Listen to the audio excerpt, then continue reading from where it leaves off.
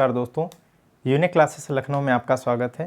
पिछले लेक्चर में हम लोगों ने इंडिया का इंट्रोडक्शन पढ़ लिया है, ठीक है। आज उसी लेक्चर के आगे हम लोग बात करेंगे, ठीक है। अर्थात आज हम लोग तटीय राज्य पढ़ेंगे, स्थलीय राज्य पढ़ेंगे और तटीय राज्यों के साथ साथ कितने हैं, उनकी क्या बाउंड्री है, किसकी सबसे ज़्यादा तटरेखा है, मतलब तटीय सीमा है, ठीक है। और भारत से कनेक्ट होने वाले मतलब भारत के वो राज्य के बारे में पढ़ेंगे जो अंतर्राष्ट्रीय बाउंड्री बनाते हैं और भारत के सभी पड़ोसी देशों की भी बात करेंगे। ओके, तो चलिए स्टार्ट करते हैं। आप मैपिंग करते जाइए फटाफट आप मेरे साथ, और उसके बाद देखिए पूरा मैपिंग अगर सीख जाइए तो आपके दिमाग में उतर जाएगी ज्योग्राफी, ठीक है। तो चलिए स्टार्ट करते हैं हम लोग। अर्थात हम लोग क्या पढ़ेंगे, राज्य में देखेंगे। आज जो पहले पढ़ेंगे राज्य में भी दो बातें करेंगे, एक तटीय और एक स्थलीय। तो चलिए पहले मैं आपको तटीय बात करता हूँ। किसकी बात करता हूँ? तटीय राज्य। तो भारत के कितने तटीय राज्य हैं वो देख लेते हैं। चलिए एक एक करके काउंट करते हैं इस मैप में, ठीक है। आप ऐसे ही गिनती बाद में करिएगा, पहले आप क्या करिएगा, मैपिंग करिएगा, ठीक है। इधर देखिए, यहाँ से देखेंगे तो ये पूरा क्या लगता है, ये पूरा समुद्र है। अर्थात यहाँ से ये पूरा खंबात की खाड़ी में आ गए आप, और ये पूरा क्या है, समुद्र है, ठीक है। इस तरीके से आप इस पूरे प्रायद्वीपीय भारत की तरफ जाएंगे तो यहाँ तक आएंगे तो ये आपको क्या मिलेगा, समुद्र मिलेगा। इसका मतलब इस समुद्र के साथ लगने वाले सारे राज्य ही क्या कहलाते हैं, तटीय राज्य कहलाएंगे, ठीक है, कोस्टल स्टेट कहलाएंगे। चलिए काउंट करते हैं। ये आपको तो याद ही होगा, ये तो मोदी जी का गांव है, भला आप भूल भी कैसे सकते हैं, है ना। तो ये है गुजरात, ये क्या है, गुजरात। उसके बाद यहाँ पर आप देखोगे तो क्या मिलेगा आपको, महाराष्ट्र मिलेगा। क्या मिलेगा, महाराष्ट्र मिलेगा। और जैसे महाराष्ट्र से नीचे आएंगे तब आप छोटा सा एक राज्य देखेंगे। वो कौन सा है, आप तो वहाँ जाने के लिए बहुत उत्सुक रहते हैं और याद नहीं है, ये है गोवा, ठीक है। उसके नीचे क्या है, उसके नीचे आपको मिलेगा कर्नाटक। क्या मिलेगा, कर्नाटक। तो आप यहाँ पर नाटक करिए, सीधे उसके नीचे केरल पहुँचिए। यहाँ से यहाँ क्या है, लंबाई में ऐसे है आपका केरल राज्य, ठीक है। अब केरल के ऊपर कौन सा राज्य है, तो यहाँ पर आपको मिलेगा तमिलनाडु। और तमिलनाडु के ऊपर आप देखोगे तो यहाँ तक आपको क्या मिलेगा, आंध्र प्रदेश मिलेगा। क्या मिलेगा, एपी, आंध्र प्रदेश मिलेगा। उसके ऊपर आप देखोगे तब आपको क्या मिलेगा, आप यहाँ तक जाओगे तो आपको मिलेगा उड़ीसा। क्या मिलेगा, उड़ीसा मिलेगा। और उड़ीसा के ऊपर ये भी कोस्टल लाइन से जो टच करता है, ठीक है, ये वेस्ट बंगाल है। अर्थात ममता दी का गांव भी, ठीक है, उनका भी स्टेट कोस्टल लाइन पे आता है। अर्थात कलकत्ता बंदरगाह तो आपने सुना ही होगा, ठीक है। तो इस प्रकार ये इतने स्टेट हो गए जो कोस्टल लाइन टच करते हैं। तो काउंट कर लीजिए कितने हैं, फिर हम बात करेंगे किसकी तटीय रेखा कितनी ज़्यादा है और कम। तो गुजरात क्या है, एक राज्य, दो, गोवा 3, कर्नाटक 4, केरल 5, तमिलनाडु 6, आंध्र प्रदेश 7, उड़ीसा 8 और वेस्ट बंगाल 9। अब आपसे कोई पूछे कि भारत के कितने कोस्टल स्टेट हैं, कितने तटीय राज्य हैं, तब आप कहना कितने हैं, 9। लेकिन आप ऐसे मत कहिएगा प्लीज़, आप कहना कि मैं बोलता हूँ स्टेट, ठीक है, तुम काउंट कर लो। मैं बोल रहा हूँ गुजरात, महाराष्ट्र, गोवा, कर्नाटक, केरल, तमिलनाडु, आंध्र प्रदेश, उड़ीसा, वेस्ट बंगाल, तुम काउंट कर लो। ऐसा पढ़िए आप मैपिंग, ठीक है, कुछ भी नहीं रह जाएगा पढ़ने को। तो तटीय राज्य में ये हो गए। अब आप इसमें से 2 पॉइंट आपको पढ़ना चाहिए कि सबसे बड़ी कोस्टल लाइन किसकी है और सबसे छोटी कोस्टल लाइन किसकी है, ठीक है। तो अब यहाँ पर आप देखेंगे सर्वाधिक और न्यूनतम, ठीक है, सर्वाधिक और न्यूनतम। तो किस राज्य की सबसे लंबी तटरेखा है, तब आप देखेंगे तो आपको क्या मिलेगा, गुजरात। अब आपका आंसर क्या है, गुजरात। गुजरात की कोस्टल लाइन सबसे लंबी है। ऐसे तो देख करके यहाँ से यहाँ छोटा लग रहा है, यहाँ से यहाँ तक छोटा लग रहा है, लेकिन ये देखिए ये वाला भाग क्या है, अंदर गया, यहाँ से ये वाला भाग आया, फिर ये काठियावाड़ प्रायद्वीप का भाग, ऐसे इस प्रकार इसे स्ट्रेट करोगे तो लंबाई में ज़्यादा आ जाता है। इसलिए क्या है, गुजरात की तटीय रेखा सबसे लंबी है, अर्थात इन 9 राज्यों में सबसे अधिक तटरेखा किसकी है, गुजरात की है, लगभग 1214 किलोमीटर। ओके, उसके अलावा सबसे न्यूनतम किसकी है, तो देख लीजिए सबसे न्यूनतम किसकी है, नज़र डालिए आपको दिख जाएगा। ठीक है, कहाँ पे, ये है ना मनोहर पारीकर जी के यहाँ, गोवा। तो इस प्रकार आंसर क्या हो जाएगा आपका, गोवा। तो सबसे छोटी कोस्टल लाइन किसकी है, गोवा की।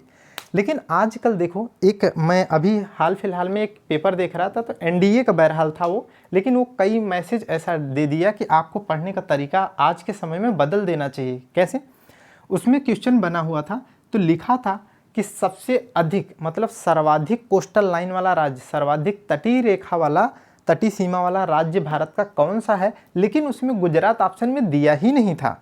उसमें गुजरात ऑप्शन में दिया ही नहीं था, दिया क्या था, आंध्र प्रदेश दिया था, तमिलनाडु दिया था, ठीक है, और महाराष्ट्र दिया था। अब आप बताओ, गुजरात तो आंसर में था ही नहीं, आपने तो केवल गुजरात ही पढ़ा।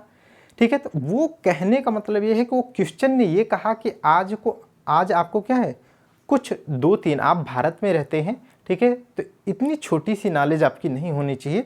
इसलिए अब आपको ये पता होना चाहिए गुजरात के अलावा अन्य और कौन से हैं दूसरे और तीसरे नंबर पे आते हैं, इसलिए आपको पता होना चाहिए। तो मैं आपको बता देता हूँ, ठीक है। तो इस तरीके से सबसे अधिक देखेंगे तो किसका है, गुजरात का है। गुजरात के बाद अर्थात दूसरे नंबर पर किसका है, आप देखेंगे तो आंध्र प्रदेश, किसका है, आंध्र प्रदेश है। फिर उसके बाद किसका है, तब आपको मिलेगा तमिलनाडु है। फिर उसके बाद किसका मिलेगा, तो आपको महाराष्ट्र मिलेगा। ठीक है, इस प्रकार आपको कुछ हद तक पता होने चाहिए, खास करके यहाँ तक आप तो रट ही जाइए। गुजरात तो जानते हैं आप, आंध्र प्रदेश ही तो जोड़ना है। ठीक है, तो आप अपनी नॉलेज को पेपर के अनुसार इन्हेंस करिए। ठीक, तो ये कोस्टल लाइन हो गए, क्लियर हो गया आंसर। अब हम लोग राज्य की बात करें, और कैसे राज्य, स्थली, क्योंकि ये तटीय हो गए, तो अब हम किसकी बात कर लें, स्थली की बात कर लें। ठीक है, स्थली कौन है, कितनी है, ये बात कर लें। स्थली कितनी है, अब स्थली में भी आज कॉन्सेप्ट बदल जाएगा, वो हम लोग देखेंगे। चलिए पहले आपको पढ़ाता हूँ, फिर काउंट करिएगा। देखो इधर, यहाँ से यहाँ तक तो गुजरात, समुद्र से तो यहाँ से यहाँ तक नहीं लग रहा है ना, तो ये तो स्थलीय सीमा भी तो है, स्थलीय सीमा भी तो है।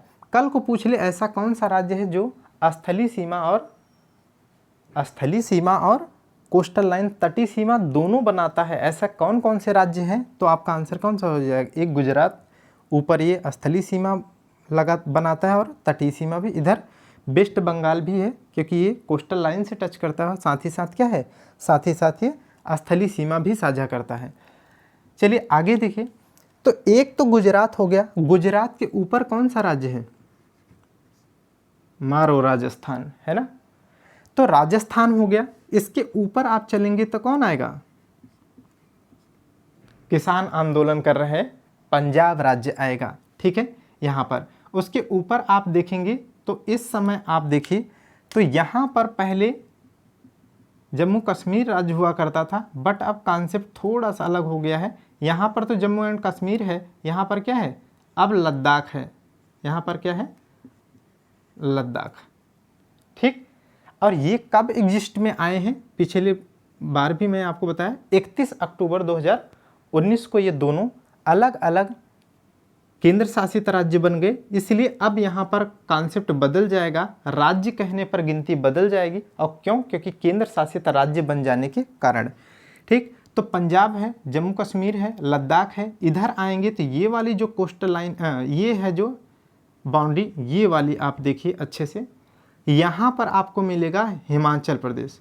क्या मिलेगा, हिमाचल प्रदेश। उसके नीचे आइए तो ये क्या है, उत्तराखंड है, जो मैं यूके लिख रहा हूँ, यूनाइटेड किंगडम नहीं है, यूपी। और उस उत्तराखंड, और उत्तराखंड यूपी से ही कट के बना है, इसका मतलब यहाँ पर क्या है, यूपी है। और यूपी का सबसे पूर्वी जिला बलिया किससे टच करता है, बिहार से, इसीलिए तो उन लोगों की लैंग्वेज एक हो जाती है।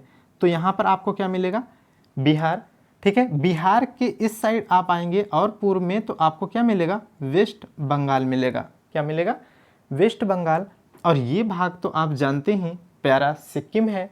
ठीक है, अब आगे बढ़िए तो आपको यहाँ से ये आपको थोड़ा सा सीखने की आवश्यकता है। ठीक है, यहाँ से आप देखोगे तो ये तो मेघालय है, ये क्या है, मेघालय है। और ये ऊपर वाली बाउंड्री यहाँ से यहाँ तक जो भूटान से टच कर रहा है, ठीक है, ये कौन सा है, ये असम है। ये क्या है, असम है। ठीक है, तो सिक्किम है, ये असम है, और ये क्या है, अरुणाचल प्रदेश है। यहाँ पर आप देखेंगे तो आपको मिलेगा नागालैंड मिलेगा। क्या मिलेगा, नागालैंड। और यहाँ पर आप देखेंगे तो क्या मिलेगा आपको, मणिपुर मिलेगा। और यहाँ पर आप देखेंगे सबसे नीचे तो क्या है, ये है आपका मिजोरम। ये क्या है, मिजोरम। और ये जो तीनों ओर बांग्लादेश से घिरा है, जो तीनों ओर किससे, बांग्लादेश से घिरा है, ये कौन है, ये है आपका त्रिपुरा।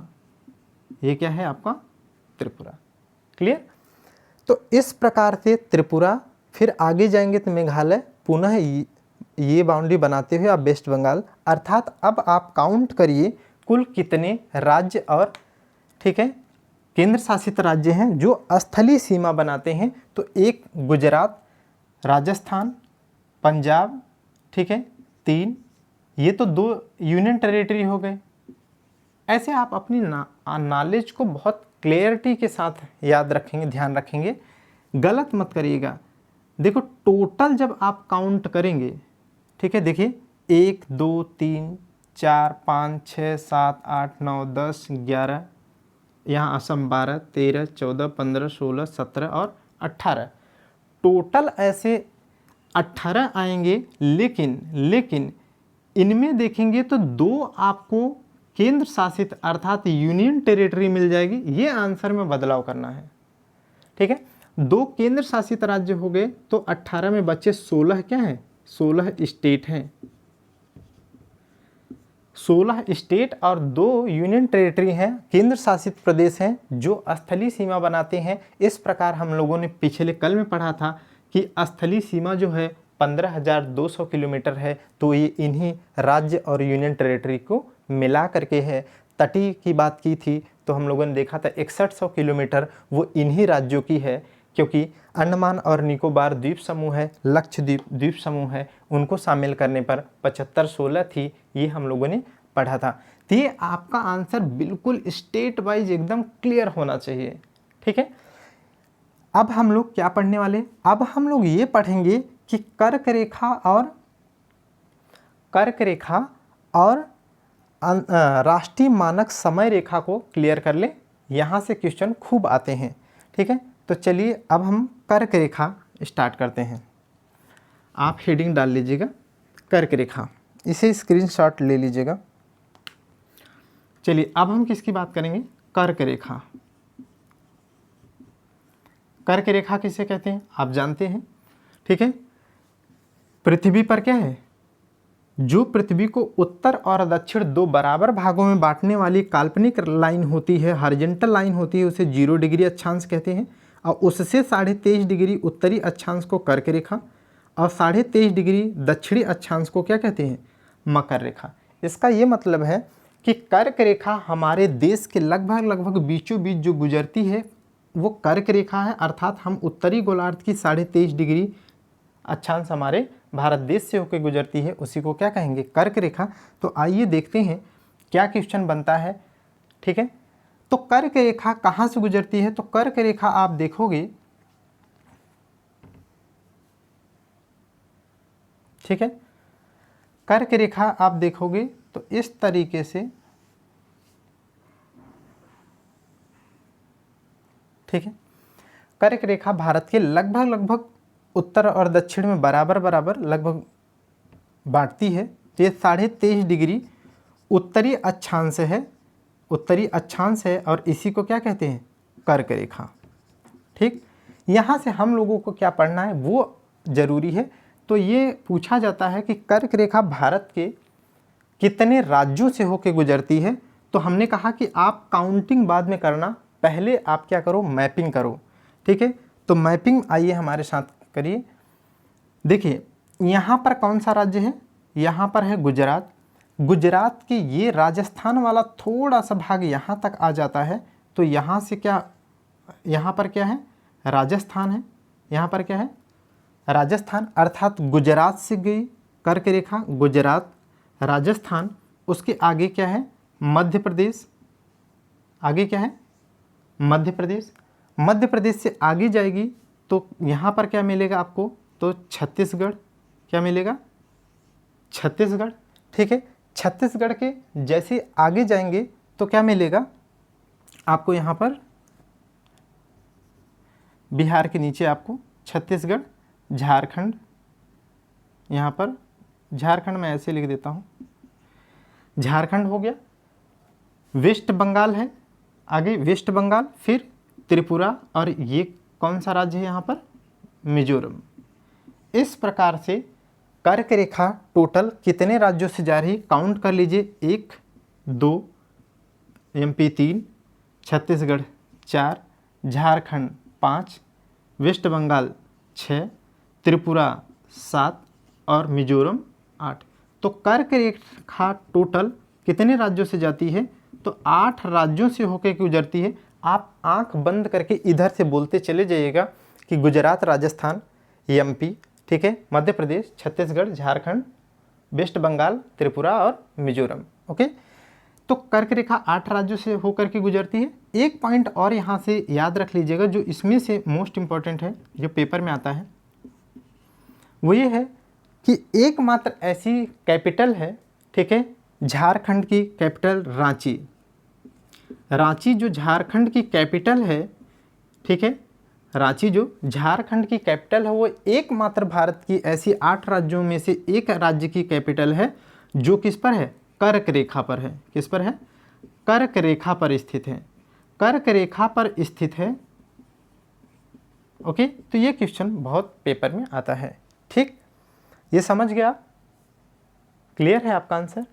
ठीक है, तब एक एक करके धीरे धीरे आप फिल्टर करके पढ़ रहे हैं ताकि कोई कंफ्यूजन कहीं नहीं क्रिएट होना चाहिए। समझ गए ना आप। ठीक है, अब आप कर्क रेखा देख ली। अब हम किसकी बात करेंगे, अब हम पढ़ेंगे राष्ट्रीय मानक समय रेखा। राष्ट्रीय मानक समय रेखा, तो ये कहाँ से गुजरती है, आप ध्यान से देखते रहिएगा, नहीं तो लगेगा कि इसमें इतनी मैपिंग है, कन्फ्यूजन हो जाएगा। ठीक है, इसलिए आप देखो क्लैरिटी के साथ देखते रहिएगा। मैं बना रहा हूँ इस तरीके से, देखिए इधर, ये यूपी से आप एक लाइन ऐसे खींच दीजिए,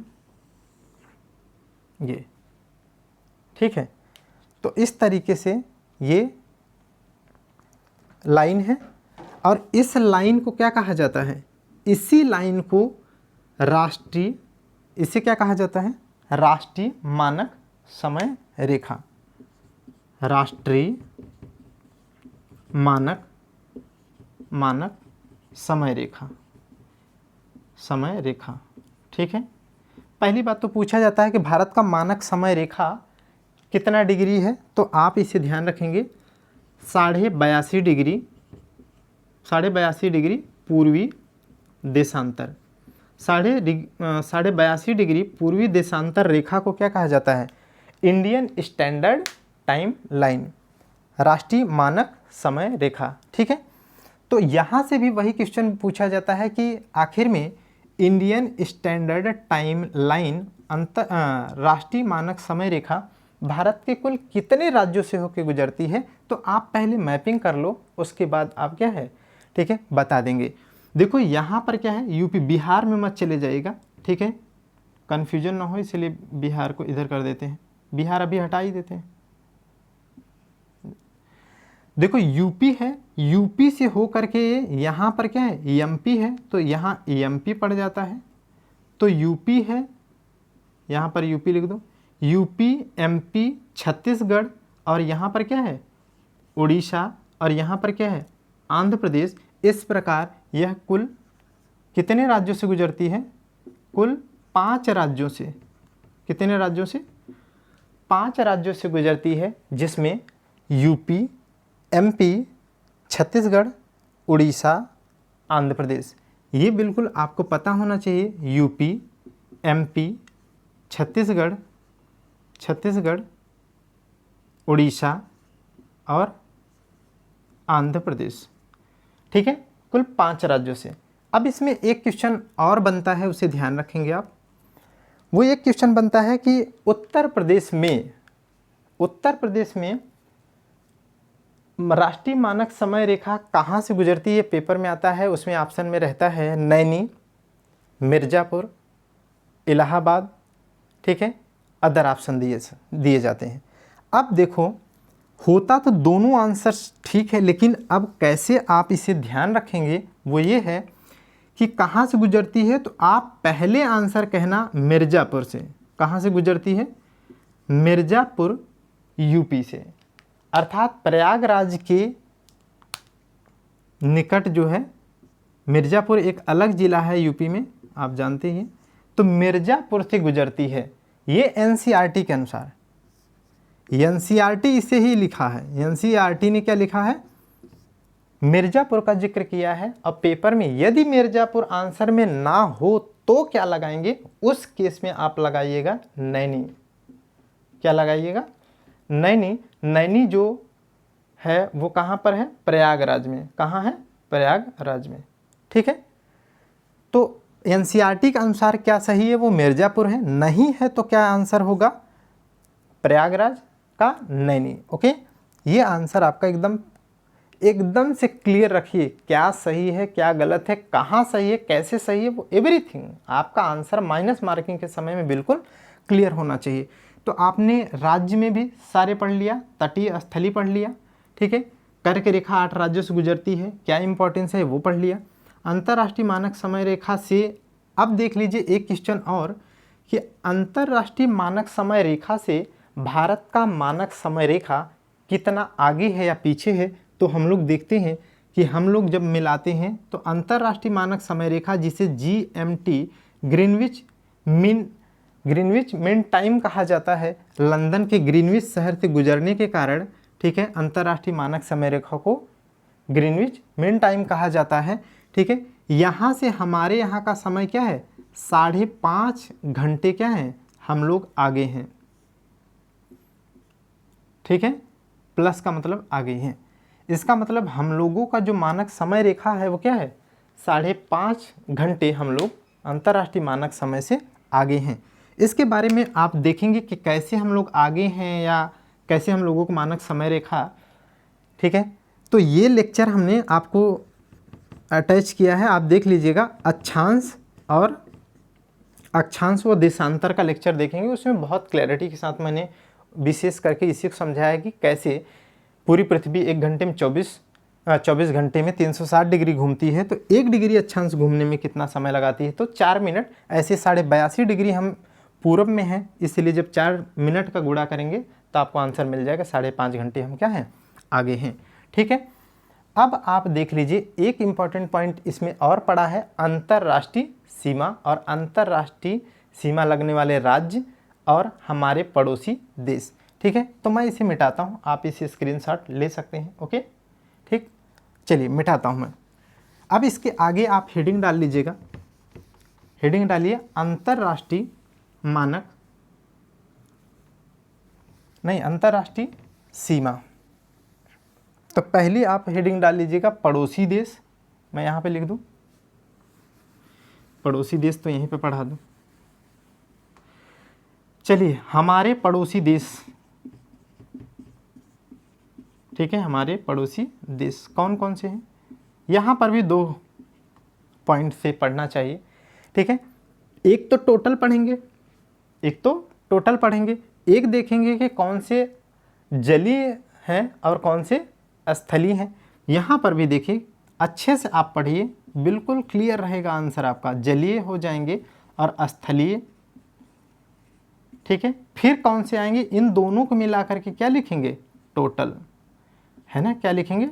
टोटल। ऐसे पढ़िए आप, एकदम आंसर आपका क्लियर रहना चाहिए। ठीक, तो जलीय कितने हमारे पड़ोसी देश हैं, तब आपको देखने को मिलेगा। यहाँ पर आप जब देख लेंगे लक्षद्वीप है, और लक्षद्वीप के नीचे आपको यहाँ पर क्या मिलेगा, यहाँ पर मिलेगा आपका और हमारा पड़ोसी देश मालदीव। ठीक है, तो इस तरीके से ये मालदीव है। ओके, तो मालदीव एक हो गया, और उसके अलावा आप देखेंगे तो ये इनके बिना तो हमारे देश का मैप ही नहीं पूरा होता है। ठीक है, तो ये देश कौन सा है, ये है श्रीलंका। ठीक है, ये है श्रीलंका।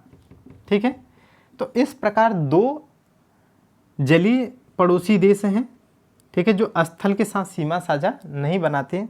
ठीक है, तो दो ये हो गए, और स्थलीय वाले कितने हैं, स्थलीय काउंट कर लेते हैं। ठीक है, चलिए स्थलीय काउंट कर लीजिए और बताइए, आप तब तक बताते जाइए कितने हैं।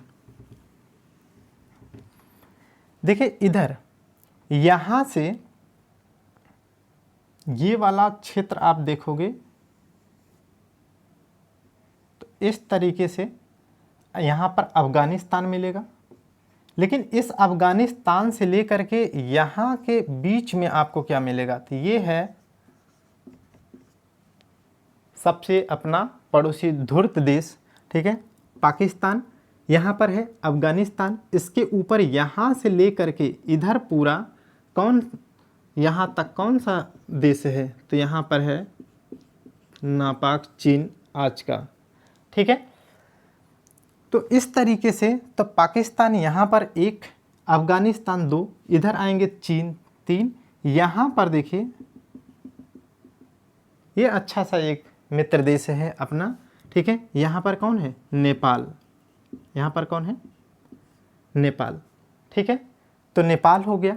यहाँ पर देखिए सबसे छोटा यहाँ का ऐसा स्थलीय पड़ोसी देश यहाँ पर आपको मिलेगा भूटान, है ना, क्लियर, भूटान हो गया। और इधर कौन सा है, यहाँ से लेकर के इधर कौन है, तो आप ऐसे इसकी मैपिंग देखेंगे तो ऐसे आपको देखने को मिलेगा। ठीक है, ये जो देश है वो कौन सा है, म्यांमार, जहाँ पर इस समय क्या है, अनस्टेबिलिटी है, आंग सान सू की को क्या है, गिरफ्तार करके वहाँ की सेना कैद में रखी है। तो अब देख लीजिए स्थलीय कितने पड़ोसी देश हैं, तो पाकिस्तान एक, अफ़गानिस्तान दो, चाइना तीन, नेपाल चार, भूटान पाँच और म्यांमार 6। अब तो एक और आपको ध्यान रखना है। ठीक है, यहाँ पर इतना हौज पौच में आप भूल मत जाना। ठीक है, यहाँ पर आप देखोगे तो ये जो बीच वाला भाग है, ठीक है, यहाँ से ले करके ये जो बीच वाला भाग है ये किसका है, ये यहाँ पर कौन सा देश है, तो यहाँ पर मैं लिख देता हूँ, ये है बांग्लादेश। ठीक है, बांग्लादेश है ना, तो बांग्लादेश भी हो गया, तो बांग्लादेश 7 नंबर पे आ गया। इस प्रकार देखिए तो जलीय 2 पड़ोसी देश हो गए, स्थलीय कितने हो गए 7, टोटल पड़ोसी देश पूछे तो आपके आंसर 9, तटीय राज्यों के बराबर ही है 9। ठीक है, आपका आंसर बिल्कुल एकदम क्लियर बाइफार्केट होना चाहिए, जिससे आप अपना आंसर दूसरे को भी बताएं तो एकदम क्लैरिटी रहनी चाहिए। ठीक है, तो ये पड़ोसी देश हो गए। अब यहाँ से आप देखो क्या पूछे जाते हैं, उन्हें देखो। ठीक है, इस नापाक पाकिस्तान को छोड़ देते हैं, मिटा देते हैं। ठीक है, चलिए अब यहाँ पर हम लोग पढ़ेंगे कि अंतर्राष्ट्रीय सीमा,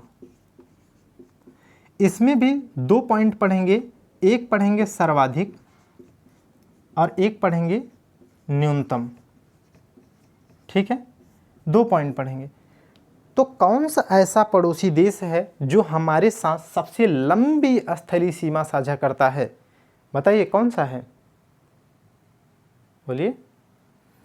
सबसे, आप ऐसे देखोगे तो यहाँ कहाँ दिखाई देगा, लेकिन सबसे लंबी स्थलीय सीमा साझा करने वाला जो देश है वो कौन सा है, बांग्लादेश है। कौन है, बांग्लादेश। अब चाइना यहाँ से यहाँ तक देखने को मिल रहा है, लग रहा है, लेकिन देखो यहाँ से तो नेपाल कवर कर लिया, यहाँ भूटान कवर कर लिया, इसलिए इसकी बाउंड्री क्या हो जाती है, छोटी हो जाती है। लेकिन यहाँ देखो ये देखने में छोटा है, बट यहाँ से आप चलोगे तो ये पूरा इस तरीके से यहाँ आए, यहाँ से पूरा त्रिपुरा के तीनों ओर से कवर किया, फिर ये, फिर मिजोरम। इस प्रकार इसकी बाउंड्री को स्ट्रेच करोगे तो बहुत लंबाई में आएगा। ये सबसे अधिक दूरी शेयर करता है हमारे देश भारत के साथ, इसलिए इसे याद रखेंगे। ये मोस्ट इम्पॉर्टेंट पॉइंट है। कितना करता है तो इसका पेपर में ये भी आता है 40-96 किलोमीटर लगभग। ये पॉइंट आप रट लीजिएगा, ये पूछा जाता है। सभी का नहीं याद रखना है कि चीन का याद रखें, ठीक है, 3488 है, ठीक है। आप उसके अलावा पाकिस्तान का याद रखें 33 समथिंग है, तो आप ये मत याद रखना, लेकिन ये याद रखना होगा आपको सर्वाधिक और न्यूनतम। न्यूनतम कौन है तो न्यूनतम अफ़गानिस्तान है। कौन है? अफ़गानिस्तान। किसके साथ सबसे कम बाउंड्री लगती है तो अफ़गानिस्तान के साथ लगभग 107 किलोमीटर लगभग। ये देखिए केवल इतना ही बाउंड्री लगती है, ये वाली, ठीक है। तो इस प्रकार अफ़गानिस्तान के साथ भारत की सबसे छोटी बाउंड्री लगती है लगभग 107 किलोमीटर, और सबसे अधिक बांग्लादेश के साथ जो लगती है 40-96 किलोमीटर। अब आपको कल को आप जब अन्य कोई बड़ा पेपर दे रहे होंगे तो भी, या फिर अन्य मान लीजिए बांग्लादेश ना दिया हो, जैसे अभी हमने क्वेश्चन समझाया तटीय रेखा में गुजरात ऑप्शन में नहीं था, तो क्या करेंगे आप, तो आपको पता होना चाहिए आखिर में दूसरे तीसरे नंबर पे कौन है।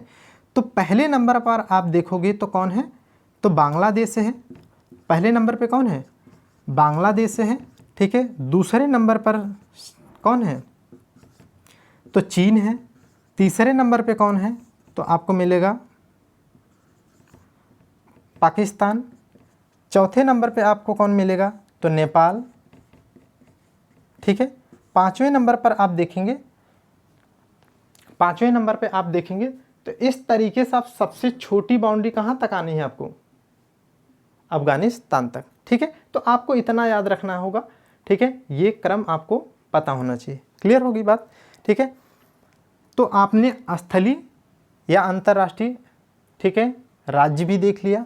अब अंतर्राष्ट्रीय राज्य का मतलब क्या है, जो ये 18 आपने पढ़े थे, 18 जो स्थलीय राज्य पढ़े थे, उसमें आप देखेंगे तो 2 केंद्र शासित प्रदेश हैं जो अंतर्राष्ट्रीय सीमा साझा करेंगे, और बाकी जितने हैं वो क्या हैं, आप देखेंगे तो स्थलीय सीमा बनाने वाले पड़ोसी देशों के साथ हैं।